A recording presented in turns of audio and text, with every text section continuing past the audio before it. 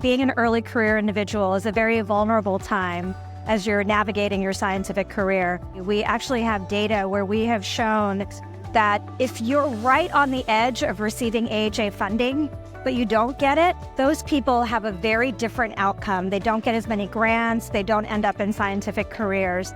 So AHA funding early in your career is so vital to being able to support people staying in science.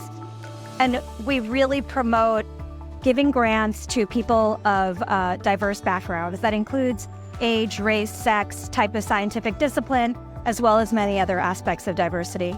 I'm early in my career, and I received the AMOS Medical Faculty Development Program Award, or the AMOS Award, from the AHA.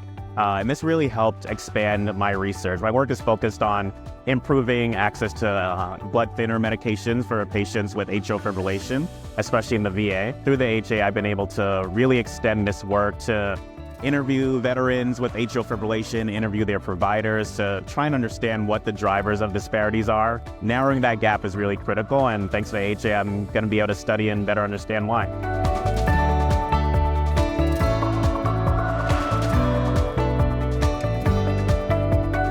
I got a postdoc fellowship from American Heart, and following that, I got a promotion, and then I was able to apply for a career development grant, and that grant helped me to secure a tenure-track faculty position in my current institution.